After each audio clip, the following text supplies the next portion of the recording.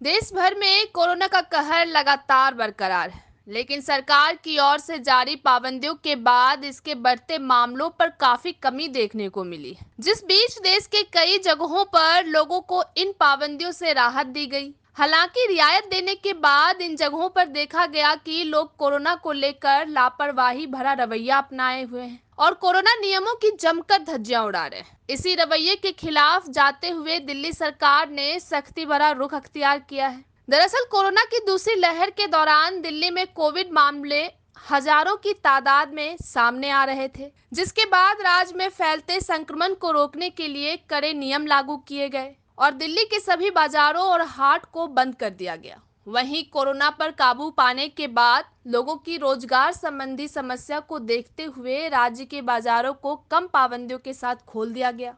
लेकिन लोगों की लापरवाही और कोरोना की तीसरी लहर के डर से दिल्ली सरकार ने एक बार फिर राज्य के कुछ बाजारों को बंद करने का ऐलान किया है। बता दें कि जनता की ओर से कोविड नियमों का पालन न होने की वजह से प्रशासन ने लाजपत नगर 2 की सेंट्रल मार्केट को अगले आदेश तक के लिए बंद करने का फरमान जारी किया है, जहां एसडीएम की निगरानी में एनफोर्समेंट टीम के जायजे के बाद ही बाजारों को बंद करने की घोषणा की गई, जिसके बाद प्रशासन ने यहां के मार्केट ट्रेडर एसोसिएशन के उनकी सफाई के तौर पर जवाब मांगा है। सरकार ने एसोसिएशन से पूछा है कि उन पर कार्रवाई क्यों ना की जाए, जिसके जवाब के लिए प्रशासन ने उन्हें पूरे एक दिन का समय दिया है। इसी के साथ ही एसोसिएशन को दिए गए इन 24 घंटों में उन्हें यह भी तय करने को कहा है कि बाजार में कोविड संबंधी उचित व्यवहार का पालन कराने के सभी मानक पूरे किए जाएं। जिन जवाबों के बाद ही प्रशासन बाजार को खोलने का फैसला लेगी। वहीं दूसरी ओर निरीक्षण के दौरान पुरानी दिल्ली के मशहूर सदर बाजार की रुई मंडी में भी कोविड नियमों को लेकर लापरवाही देखी गई, जिसके चलते रुई मंडी को भी 5 जुलाई से 6 जुलाई तक बंद रखने का आदेश है। फिलहाल दिल्ली वासी को कोरोना से काफी राहत है। वहीं राज्य में अब कोरोना वायरस के मामले 1000 से कम हो गए हैं। पिछले 24 घंटों में कोविड के 992 मामले सामने आए हैं, जबकि पूरे देश में कोविड 19 के 39,796 नए मामले दर्ज किए गए।